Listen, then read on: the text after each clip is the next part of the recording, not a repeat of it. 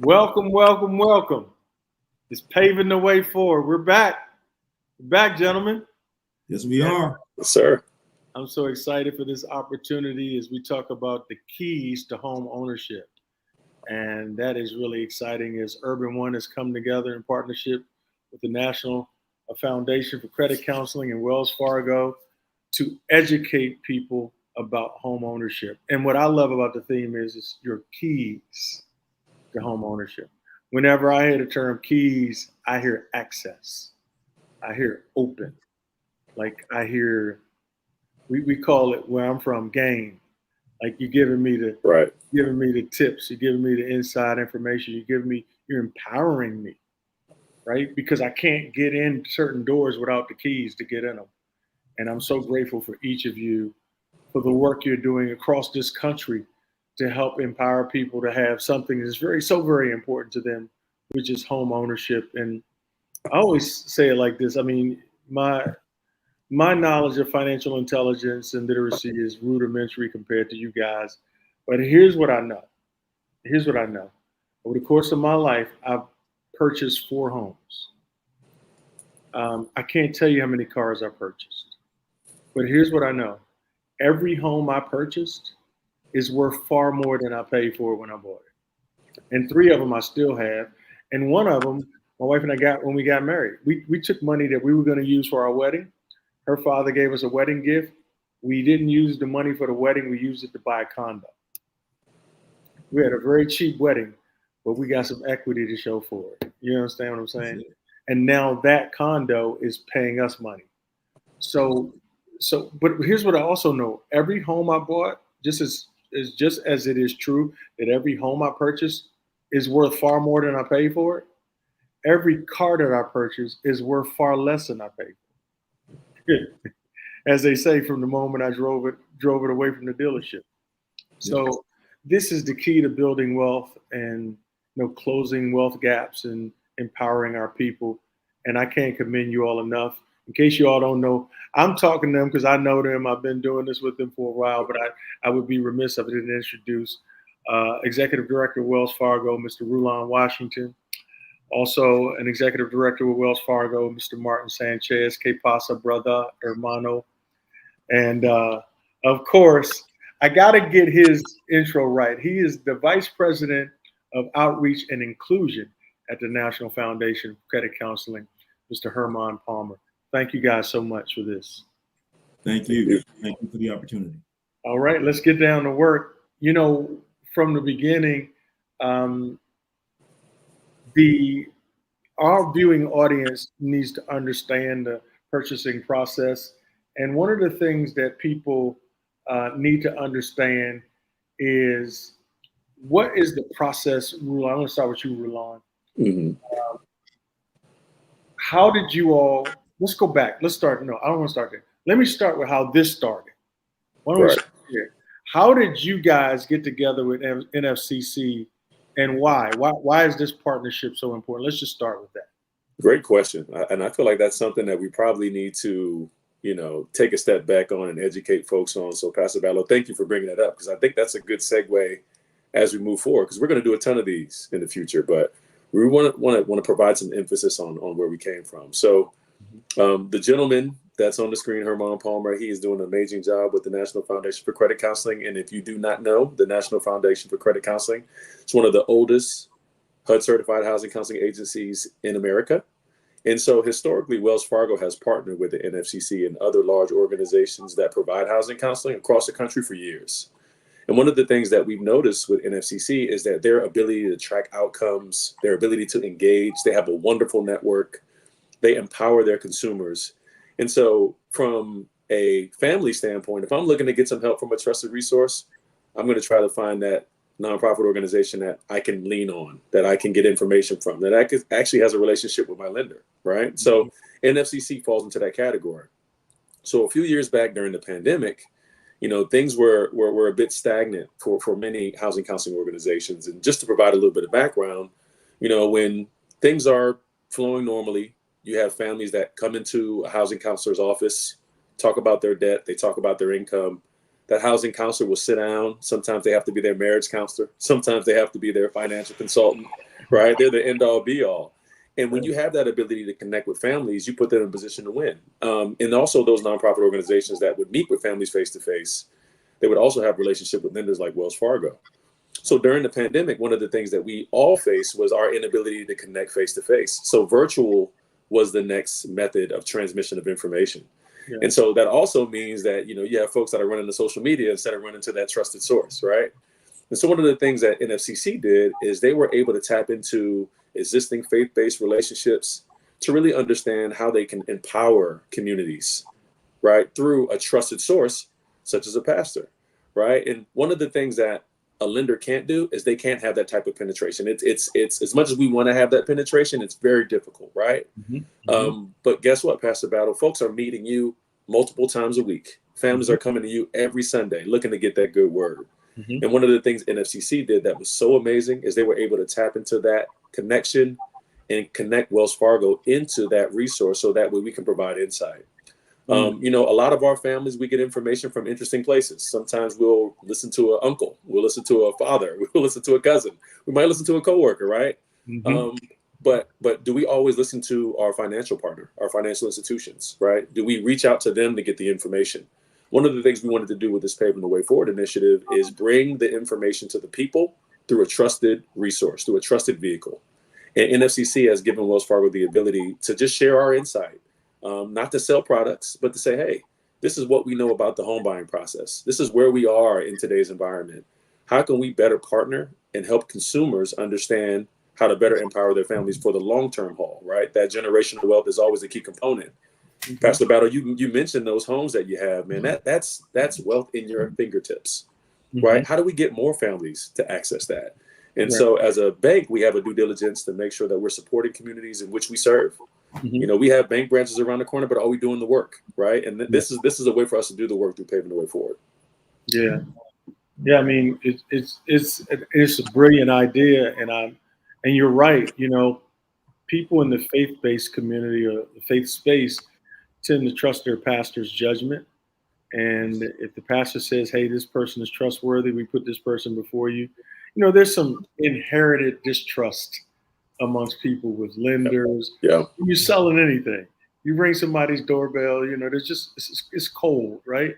So I think this is brilliant that you all have come together. Did you want to add anything to that, Herman? Or did we? I would like to. Thank you for the opportunity. This is important because even though the NFCC is committed to this space, if you don't know the NFCC, like not everybody's in the counseling or mortgage industry, and so we can come up with the best of intentions, but if the people don't know who we are, they're not inclined to trust. Right. So we needed ambassadors, and the best ambassadors we could figure out were faith leaders, because they are the ones who have the foundation of trust in the community. These are the people that people see on a regular basis. And we understand that part of the role and responsibility of faith leaders is to share access to resources that are trustworthy, that can transform negative into situations to positive outcomes. And so I see us as providing toolkits to faith leaders. Right. Faith leaders lead, but they're not necessarily the subject matter experts on all things financial related. In my role, I'm blessed to have the opportunity to provide faith leaders with those tools, with those resources, so that we can transform the community from adverse situations to positive outcomes. So I'm excited about this. And being a nonprofit, it's in our name, a nonprofit organization, we don't make money. So we have to leverage the resources of strategic partners, of which Wells Fargo has been a tremendous partner for us. We can't do the work that we do without the funding they provide us. And so this is an ecosystem, if you will, where we can collaborate, all, faith leaders, the NFCC, Wells Fargo, to create better outcomes for the community. I love it. And so now that we have that foundation of how this ecosystem works with you guys, let's get into some specifics. That's hard to say, specifics around this, giving people keys. And one of the things we touched on this last time, but we really got into this HUD certified nonprofit counselor as an advisor for. First of all, what is a HUD certified nonprofit counselor, and why is this person so important to this process for some of our viewers right now, whether you're viewing this live or you're watching this recording? Sure. So HUD certification means that you follow the requirements that HUD has mandated that you follow, so that you can be that trusted advisor, that you have the subject matter expertise. And HUD sounds, just to be clear, HUD, HUD. Housing and Urban Development. Great. All right. Did I get that right? I want to make sure I say that right. So, yeah. All right. U.S. Department of Housing Development. Yeah, that's the technical, but I just broke it down. But thank you. Keep me honest. And so they have standards and requirements of how you're supposed to conduct business, of the financial wherewithal that how your organization is financed and how you manage your finances. And once you get that certification, that's like a Better Business Bureau blessing from the government that says, you know what you're doing. And there are a lot of reasons as to why it makes sense to work with a HUD certified counselor, because they give you access to a certified expert who can coach you through managing or repairing your credit. They can help you to better understand the home buying process, and in doing so, help you to avoid common mistakes. Here's the important part: that can cost you money. They help reduce the stress of what is commonly and readily identified as a stressful process. They help to improve your odds of being approved for an affordable mortgage loan. A lot of people can get into any loan. That's not the goal. The goal is to get into an affordable loan that you can manage for the long term. These individuals are experienced, certified subject matter experts who create customized action plans that are tailored to your specific needs to get you mortgage ready, meaning that you can qualify and be approved for a mortgage loan. They can help you determine whether the applicant, you, can qualify for what's called down payment assistance. And this is different grants or low forgivable loans that help to reduce the out-of-pocket expenses you incur through down payments or closing costs. And they can provide support and additional resources to aid you in your successful long-term home ownership beyond just buying the home, to include the future possibility of refinancing a mortgage, of securing a home equity loan, of understanding the possibilities and the risks associated with reverse mortgages. A lot of people just rush to that, not really understanding the implications of what that is. That's an agreement. And what a lot of people don't realize is that homeowners who participate in pre-purchase education are less likely to become delinquent on their mortgages. Wow. And that's whether or not, and that helps you to answer the question, does getting housing counseling make sense? It absolutely does. Yeah, because you just gave one of the reasons. It's protection. Like, that kind of knowledge and information protects you. It helps you to not get into a bad deal, and to prepare you well financially. What kind of deal makes sense for you? So my question is, how do you go about asking somebody who, because there are a lot of people out here doing this kind of counseling and selling, and hey, you want me to help you get a house kind of thing. What's the best way? Do you just come out and just say, hey, are you HUD certified? Like, what do you? Is that fair? What's the best way of determining whether or not you're dealing with somebody who's legitimate? We are giving you the answer right now at the bottom of the screen. In terms of where you can go, I strongly, strongly urge you to go to the resource that's highlighted, that crawl at the bottom of the screen. I would say you need to go to visit nfcc.org/keys to home ownership. That will link you to a HUD certified counselor, and you can start the process of repairing your credit, qualifying for a mortgage, avoiding foreclosure, a whole host of activities. I love it. That means we got everything here that right people need to get a house. And these people are going to take care of you, because they don't want these church people to tell their pastor that y'all didn't do them right, because you'll end up in a sermon. That's right. That won't bode well for you, right? Let's go to Martin. Martin, let's talk about real estate agents. Like, what is their role in all of this? And how do you select one? What's the real estate agent's role in all of this? Yeah, absolutely. So, hey, Herman, I want to tell you before we jump into this, it's our pleasure to be here with you. It's been fantastic working with NFCC. Yes. And for when it comes to a realtor, it would be known as a real estate agent or a realtor. When I was purchasing my first home, the first inclination is to go find a realtor, go look at houses, get excited about it. But there's some steps you need to do before that. You have to see what type of mortgage you qualify for. You have to make sure see what down payment assistance is ready. So I would say first step always is going to sit down with a HUD certified housing counselor to make sure you hit the right steps at the right time.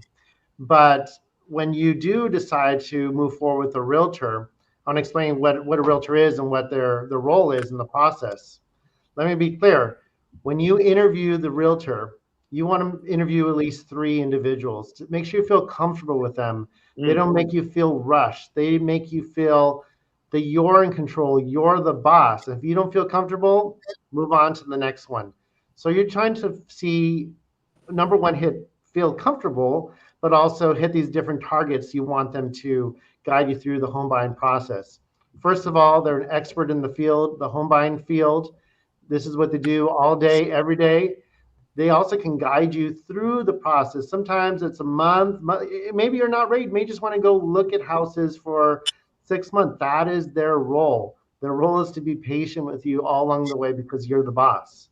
So they'll guide you all throughout the homeownership journey. Make sure you hit all the different targets or things on the timeline you have to hit at the right times to make sure you're progressing along as you should be progressing along.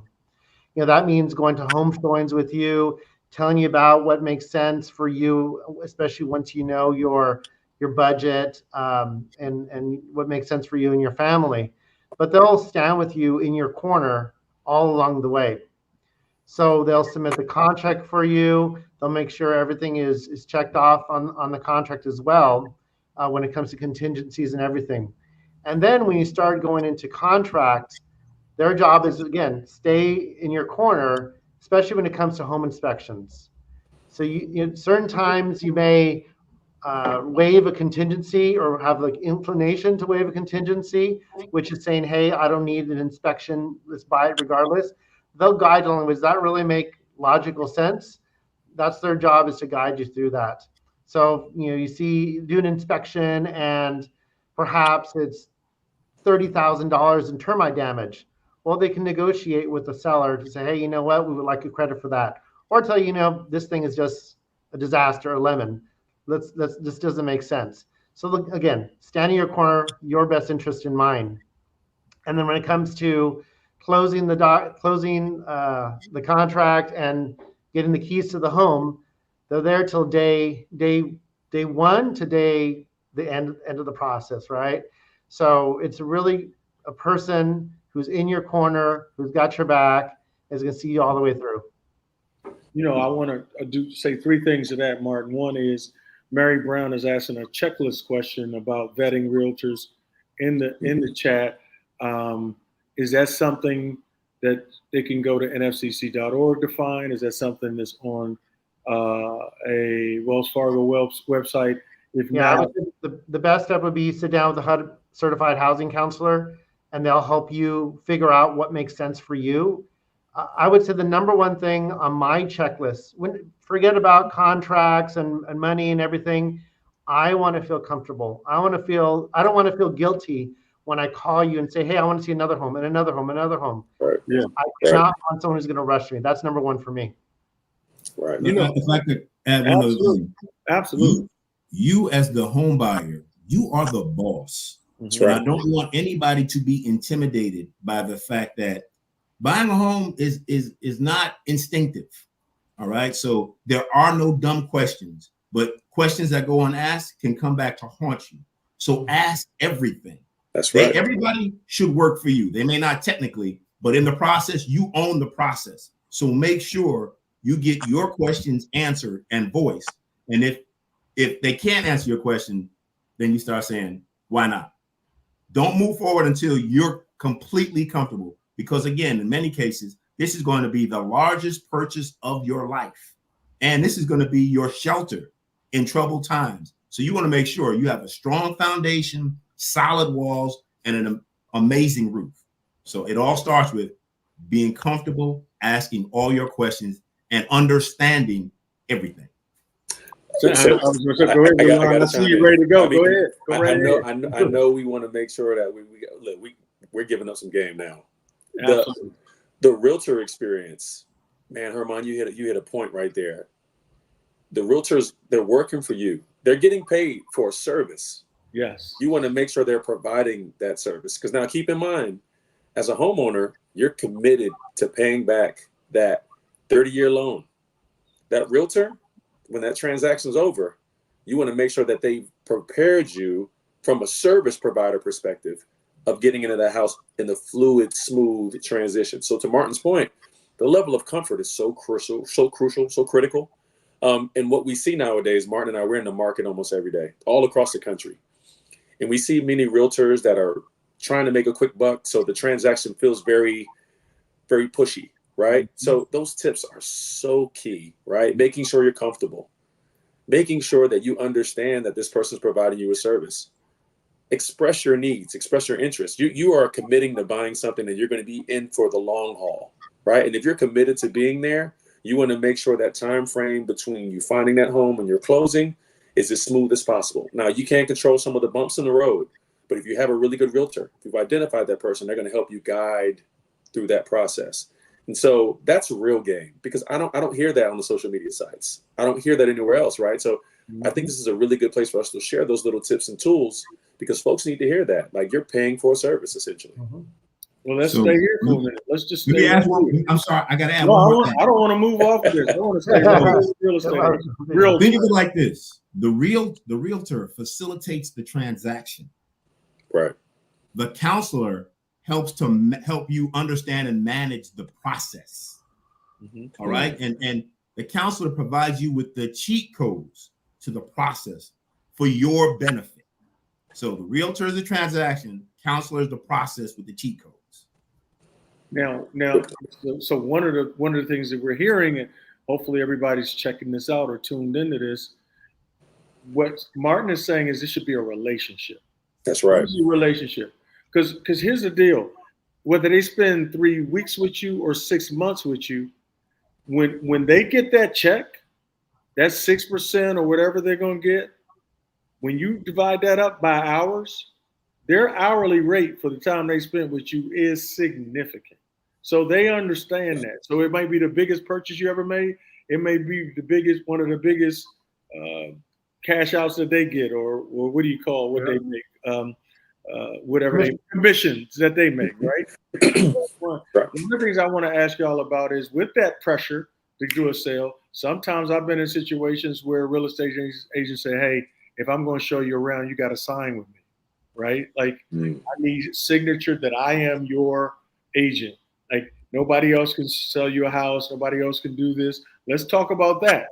What is that fair on their side? Do we have to sign an exclusive relationship to a real estate agent? Talk about that. Is that our choice? Are y'all tracking with me on that? Oh yeah, yeah. Well, I'll start by saying, just to start looking, you don't need a real estate agent. Go on Zillow or Redfin, learn about what homes are in the area you like, and go to open houses, usually on Sunday mornings and afternoons. You don't need a real estate agent for that. Just start looking. That's kind of fun too. Mm-hmm. When it comes to, hey, you feel pressured into, you have to sign with me and only me and that's it, move on to the next one, I would say. And I just initially say interview at least 3. I still stick with that. But if you want to move on to interview 5, 10 until you feel comfortable, again, as Herman said, you're the boss. Have no guilt trip about that at all. Right. That's awesome. I'll share my experience. We had a realtor when we were looking, and we explained to this individual, we don't like this style of house.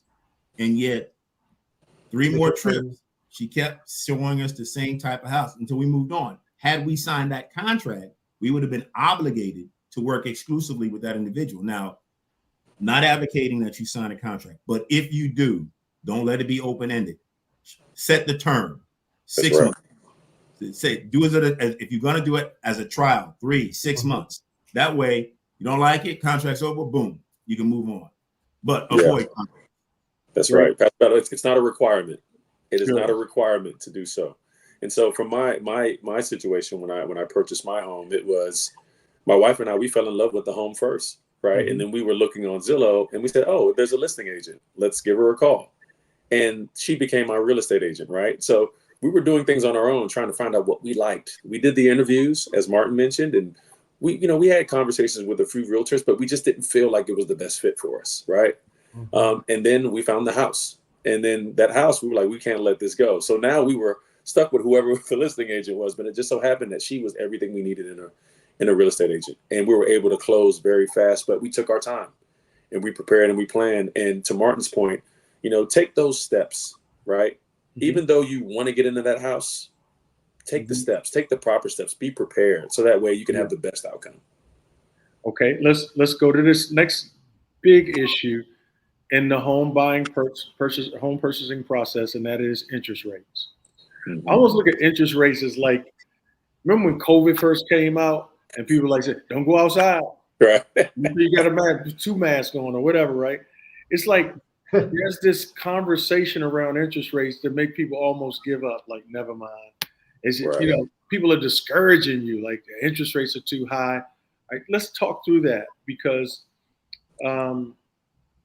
should people be intimidated by this? What should people understand? Because I always believe the more you know, the more liberated you are, the more empowered you are. So let's talk about what the home buyer needs to understand about interest rates. Yeah.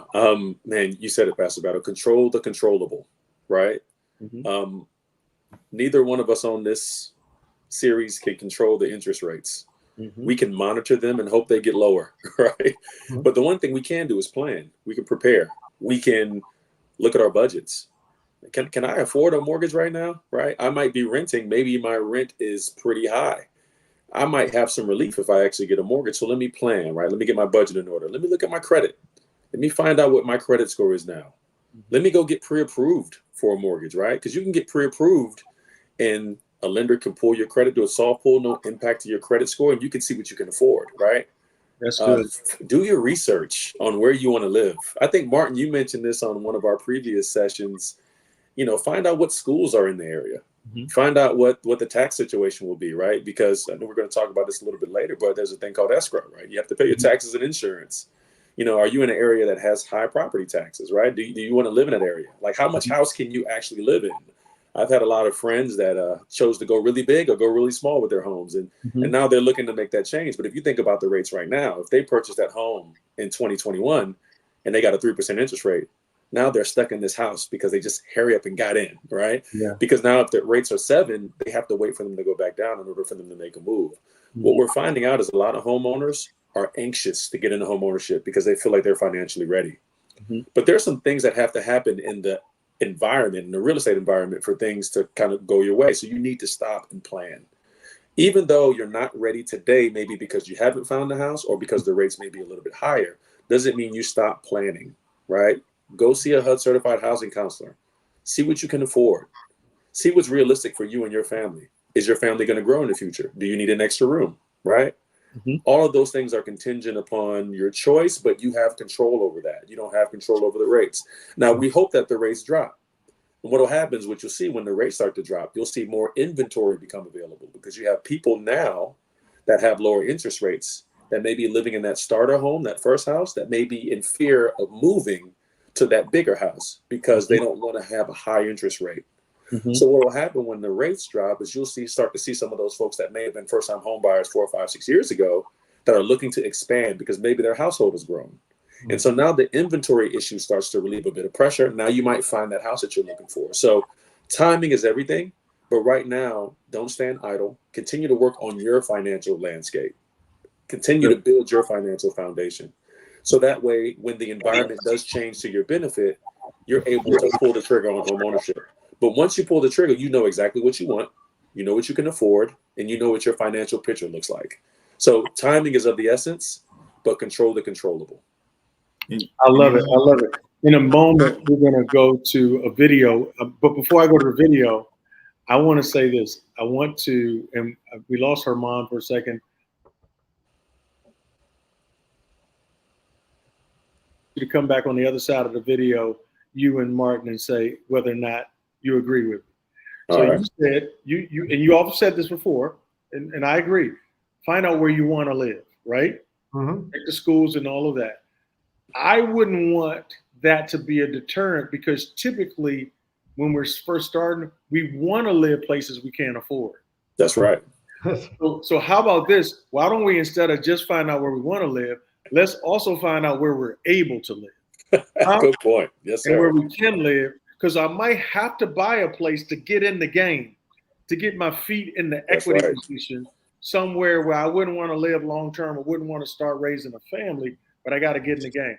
If I want to talk about that on the other side of this video. We got a video I want to show y'all real quick, and then I want the guys to talk about, do I go where I want to or where I'm able to, or do I wait till I can go where I want to? After this video, I want to hear y'all talk about it. For many, the American dream of homeownership feels a bit out of reach. Owning a home isn't just about a roof, it's about building wealth and security for future generations. That's why Wells Fargo is a leading lender for people of color, and we're going further. The benefits of homeownership go beyond bricks and mortar. It's about stability, community, and opening doors for our brighter future. Unlock your dream. Visit wellsfargo.com today. This message is a collaboration between Wells Fargo and the National Foundation for Credit Counseling. Awesome. That video is brand new every time I see it, man. All right, I said it. I went out there. I said, you can't always go where you want to go. You got to go where you're able to go. Am I a heretic for saying that? Talk to me. Go ahead, Martin. You go ahead. No, absolutely. I think you said it perfectly. You don't want to go into a home where every day you get home, you said, oh man, this payment is killing me, right? Or, and on the flip side, you don't want to get into a home where you have to dodge bullets either. Your neighbors are killing you. Literally, figuratively, whatever, right? You didn't kill one way or another. Bottom line, you want to feel comfortable for the next 30 years, 15, 30 years, whatever, how long has he been in your home? You want to feel comfortable through and through. Yeah, for me, it was our third home that really landed us where we wanted to live. We had to go where we had to go. It wasn't, anyway, go ahead, Herman. You got a point to that? There's advantages too. Understand, you don't have to necessarily move into your dream home from the very beginning. That's why they call starter homes. You have starter homes which allow you to get comfortable wearing the mantle of home ownership, where you manage the mortgage, where you are the landlord, where you are the super, where you are the person who makes all the repairs. You get your rhythm and you build equity. The building of equity is huge. When you're renting, you're building equity, just not your equity. You're building equity for somebody else. And here's the thing, in this current market, rents are always going up. And as they go up, they're taking more of your money. And what that means is you have less money to save, to buy a house, to go to school, to retire. So by buying a home, may not be your dream home, your starter home, it allows you to build equity to help you transition to that dream home down the road. That's exactly what happened to me. Yeah, definitely. Yeah. Herman, and sometimes if you're single, you buy a home and you say it's your dream home, you get married, that may not be the other person's dream home too, right? It's their nightmare, right? It's their nightmare. Exactly. Yeah. Martin, what are the programs that are available for those interested in buying a home? Like, they're ready right now. Like, I know that's what we're talking about, but yeah. So there's this myth that you have to have at least 20% down in order to buy a home. That is a complete myth. You only need, for example, Wells Fargo, we have a program, we only need 3% down to purchase a home. Wow. But you need to have some level of down payment. So Wells Fargo, for example, we're able to help you out and provide a homebuyer access grant in the amount of $10,000 to help out without down payment. And if you income qualify, we also have another program that's up to $5,000 in closing cost credits. That helps you get to that 3% or 20%, wherever you're trying to get to in terms of down payment. Also, when it comes to down payment assistance programs, many cities, states, municipalities have down payment assistance program. Essentially, it could be 0% interest, it could be a grant, various types of down payment assistance programs, helping you get that amount, which of course is able to lower your future payments for the next 30 or so years. And again, gets you affordable. Bottom line, if this is all confusing to you, if you'd like to learn more about where you can find these down payment assistance programs, both with Wells Fargo and also the public ones available, Again, HUD certified housing counselor at NFCC will help guide you through that process through your homeownership journey. Tell them Martin Sanchez sent you. Drop Herman's name, they'll probably get you a little further. You'll have to pay a premium. One other thing to understand is the implications of your down payment dictates what your monthly payments are going to be down the road. Mm-hmm. So that's how you can manage the overall expense. The other thing that affects your monthly payment is the interest, the amount of down payment, but also the term of your loan. Are you financing over 30 years or 50 years? Keep in mind, when you hear the price quote for the home, that's as if you paid for that all at the same time in the beginning. When you finance, then all of a sudden several other elements come in that add expense. But so be mindful of what your down payment will be, what you can afford on a monthly basis over what period of time. And you said 30 or 15, didn't you? Yeah, you could be. I mean, there's 10, it could be 15, it could be 30. There are a range of different terms that you can finance a home over. I just want to make sure you didn't say 50. I thought. I heard that too. I heard 50. That's a new one. Not 50. Yeah.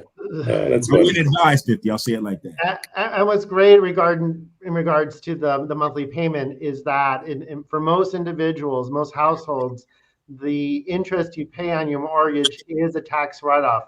It's another benefit of seeing a HUD certified housing counselor. They can do the math for you, knowing, so they can tell you directly what kind of benefit you would receive from purchasing a home in terms of the tax deduction. That's why we call it a circle of professionals, right? That's right. We're some of us doing our own taxes because we don't want to give somebody $400 or $350 to do it, and who could save us thousands of dollars doing it a lot faster. It is disabling to not have professional advice around you. That's right. And I don't look good in stripes. That's why I have an account. Yeah, man. I kind of like windows and AC and exactly. Yeah, good food. Stripes also remind me of bars, right? I like rooms with doors, not bars. Yeah, exactly. But I'm just saying, just something as simple as that the right certified public accountant, the right tax person can, give you that information. And we have to be willing to surround ourselves with people, of course, that we trust, that really want to help us. That's their job. And now, just for clarity, Rulon and Martin, where are you guys based? And I know you serve a particular part of the country. Mm-hmm. Where are you guys based? Yeah, so I'm based in sunny Orlando, Florida, and nice. Cover all of the eastern portion of the United States. So all the way west. Yep. We just got a home. My wife and I just bought a home in Lake Nona. Oh, okay. Come on, you're right down the street. Oh, Pastor Battle, come on now. You're right down the street now. Yeah. Man. You're not too far from me. She loves Lake Nona. Where are you? In Apopka. So just north of my haircut in Apopka. There you go. I saw you got left. I knew it. Yeah. I get my beard shaped up in Apopka. Yeah. Yeah. I know what it is. And where are you, Martin? So Rolon's in sunny Orlando. I'm in sunny Los Angeles, the other side of the country, working with the western half of the country with this work. Nice. And Herman? I'm in sunny DC. Washington. So you're going to get all these calls. We're going to call you directly. Hey, y'all, some of the things that intimidate people are certain acronyms, right? Like, and some of these y'all going to begin to define for us. Like, what is LTV? What is DTI? What is PMI, right? Equity. So let's start unpacking some of these terms. People might be taking notes right now. I know some people are really taking notes on this because they want to be empowered. This is an educational video of people who want to give you the keys. And can you all just start unpacking some? What is DTI? Who's anybody? Yeah. So DTI. So man, I'm glad we're touching this because the acronyms and terminology, they can get scary. They can get scary. So DTI, debt to income ratio. Okay. That's what DTI stands for.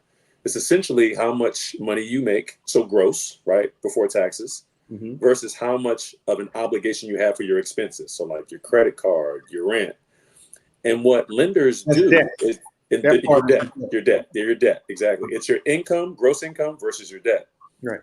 What a lender will do as they're trying to identify how much you can pay is they take a snapshot of how much money you make, how much money you spend, and then they look at a threshold. The number that really works for lenders is around 30%. So 30%, right, is that DTI ratio. When I say ratio, it's comparing how much money you make, and is 30% of that money going towards your debt, a la your mortgage, right? Because that's going to be your biggest expense essentially, right? So if you think about someone that's bringing in $8,000 a month gross, right? If their mortgage payment is $2,000, right?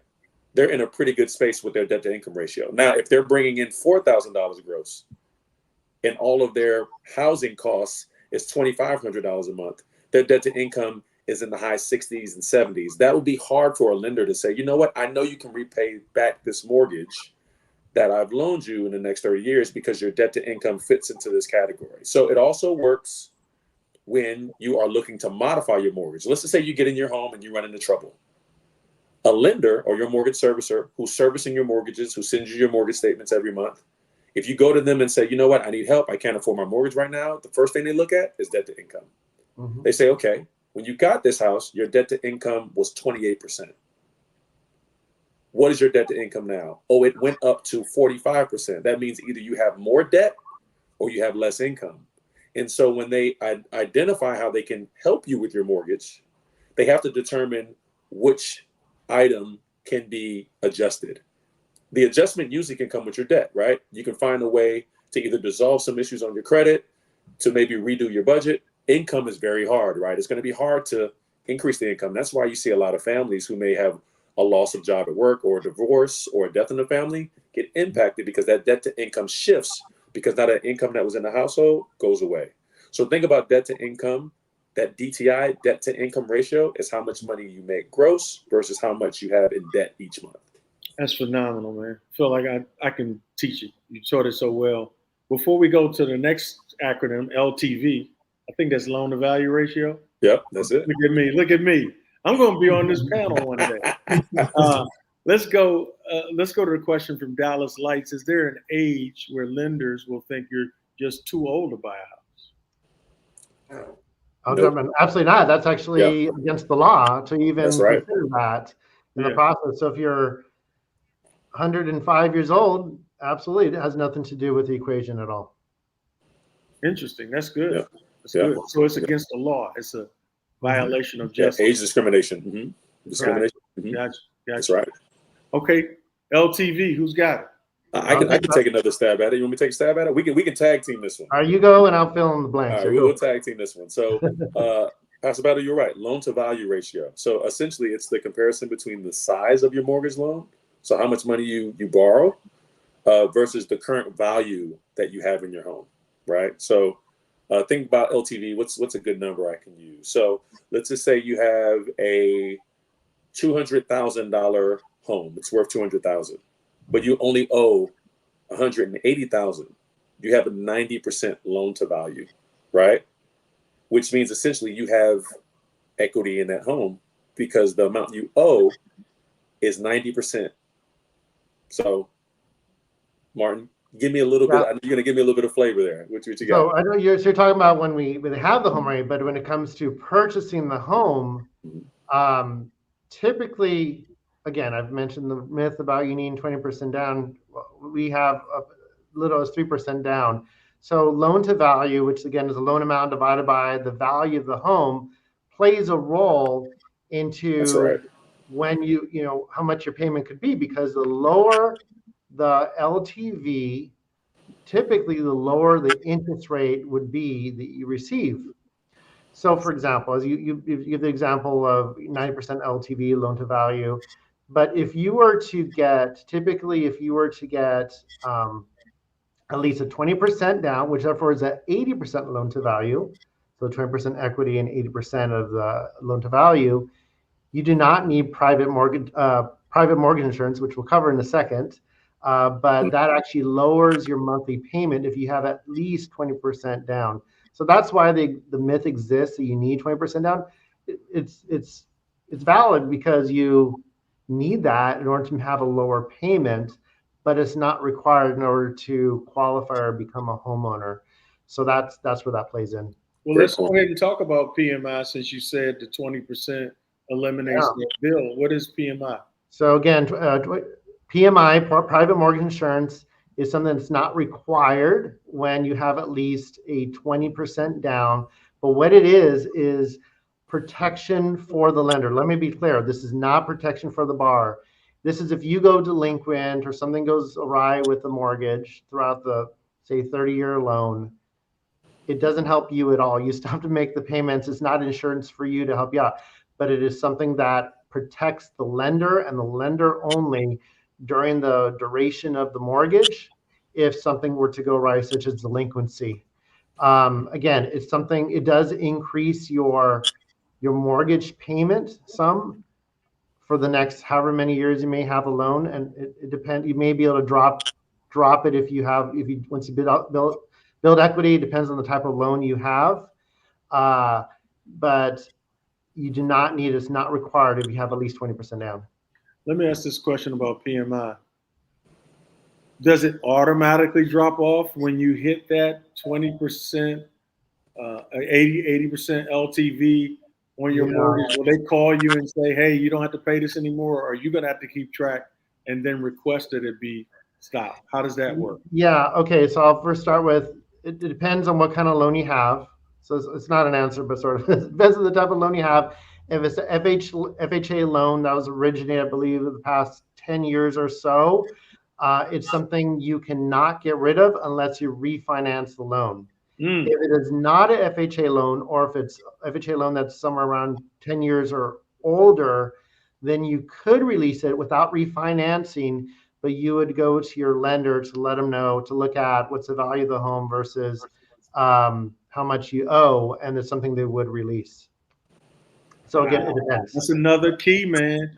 So Yeah. I think a lot of people who've been in homes for years still paying PMI and don't even know it, right?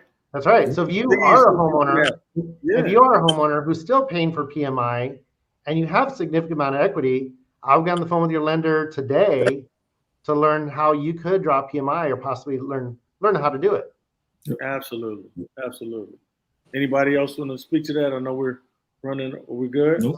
Let's talk about what is escrow. All right, who's going to take a stab at it? I'm gonna defer to you, gentlemen. Oh, all right. I mentioned it a little earlier. Let me tell you what I'm gonna do.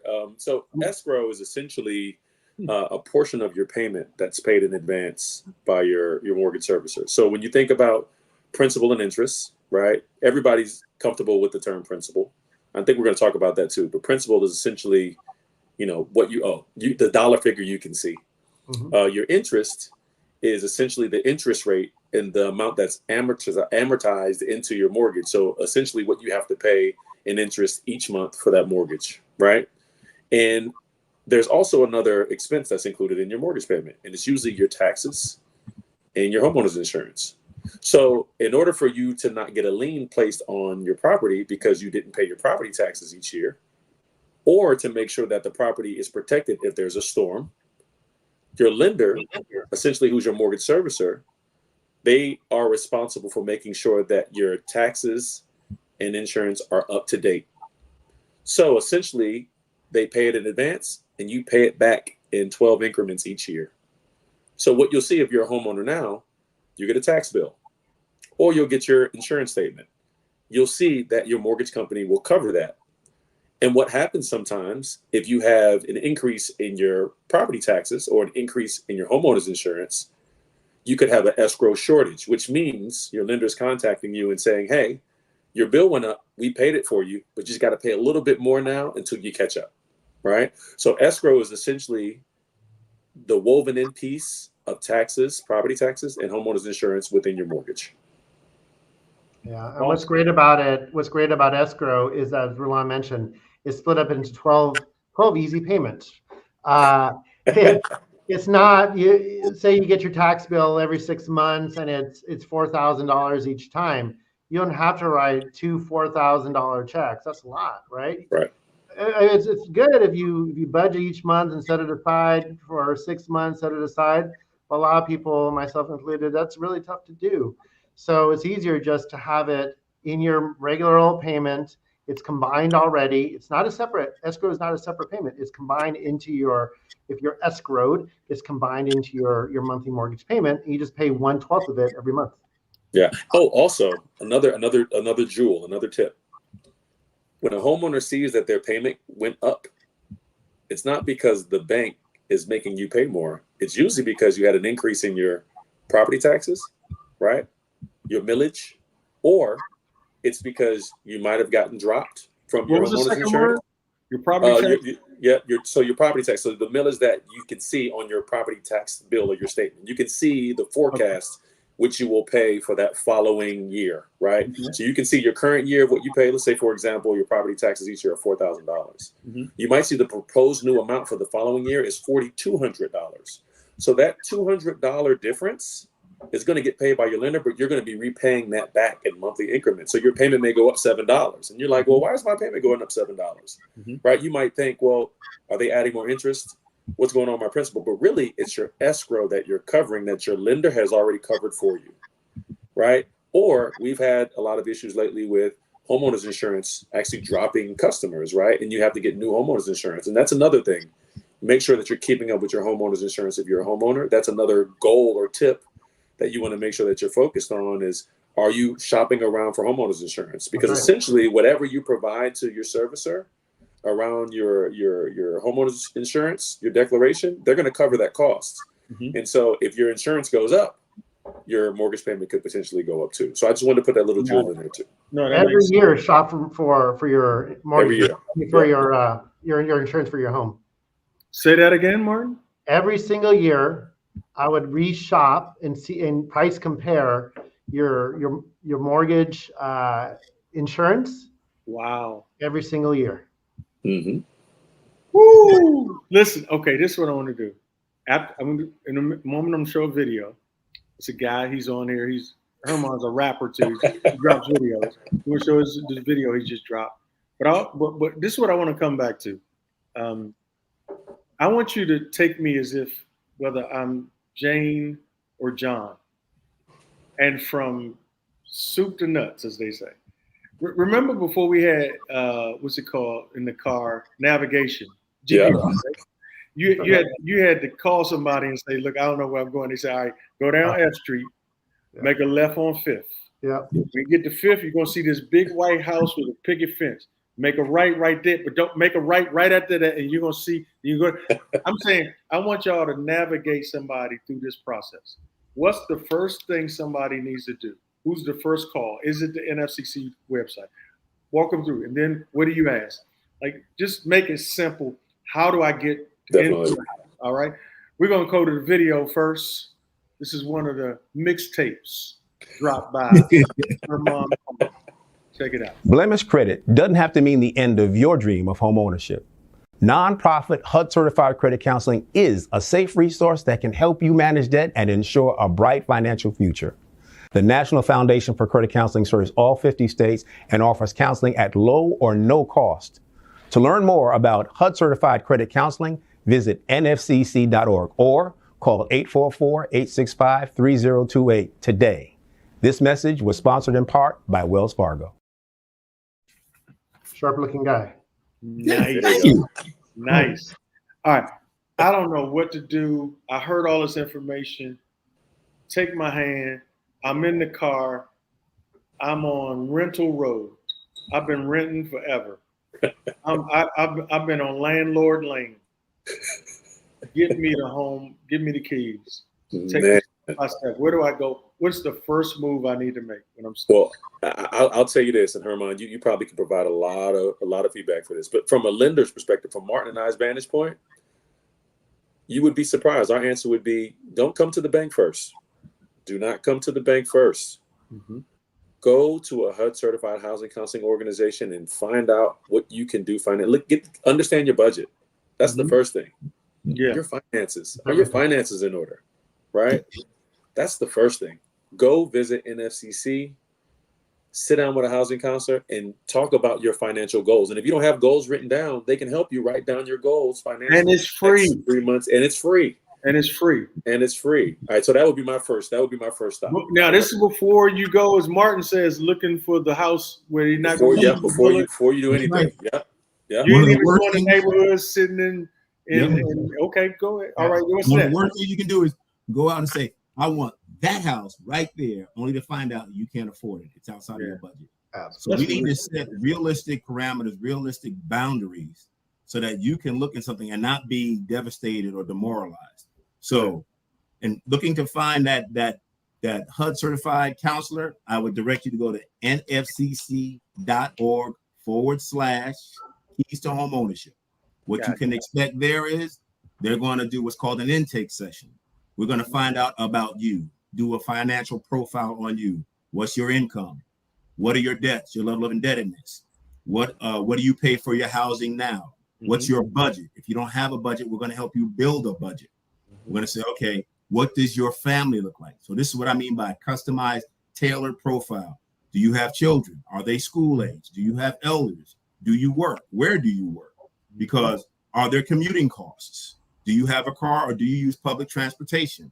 All these help to dictate where you can live. If you have school age children, what age? Are they elementary, middle school, high school? You got to find the best school for your ages of your children so that they can have a great education. That's the foundation of life. When we get all that set, we develop a budget. This is the amount of house you can afford. We also look at your credit. We do a soft pull, not going to affect your credit score, to see if make sure everything that's captured in your credit report is correct. Is there anything? One second. You say you do a soft pull. Yep. There's certain accesses to credit reports that don't impact the credit rating. Can you break that down? Yep. Just stay right there for a minute. A soft pull is when we pull your credit to see, we want to know about you, something about you. We're not going to lend you anything. We just want to know about your credit history. A hard pull comes from somebody who's intending to lend you money, and they want to know, they want to go in nooks and the crannies. They want to know everything about you. Right. Now they got to assess risk. That's right. So that's the difference. Now, there may be a cost for a credit pull, depending on the type of credit pull we do. That might be the only expense that you have. But after that, when we develop the profile, we say, okay, this is your credit score. These are the programs that are out there for somebody, depending upon your income level, where you live, your occupation. You may then qualify for what's called down payment assistance programs. So that's going to help with the closing costs. That's going to help with the down payment. Then there may be some that you can pull from different areas and you can stack. So now you might get $5,000 from here, $10,000 from there, in addition to your own down payment. That helps to now reduce your monthly payment.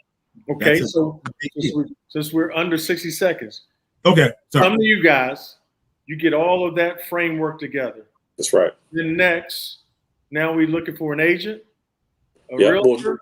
Well, Go to you neighborhood? wanna, What's in my opinion, the product. Now you want to go to your lender, get pre-approved to see how much you can actually afford. Got you. That's the next handoff. step. So the handoff from NFCC is to a lender. That's right. That's right. And the Well, NFCC will help you identify the right lender that fits your financial situation, because you want to get pre-approved to know how much you can actually afford. This is excellent, y'all. I just, time was not our friend. Once you got all of that Good conversation. Now you can go out and discriminate who you're going to use as a lender. That's right. You're the boss. You did all this work.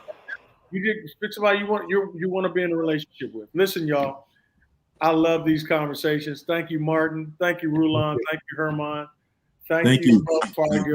Thank you, National Foundation for Credit Counseling. Thank you, Urban One Radio.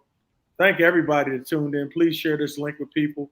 This is valuable information. It's a game changer. This could be the difference between somebody's wealth or not having wealth in their life.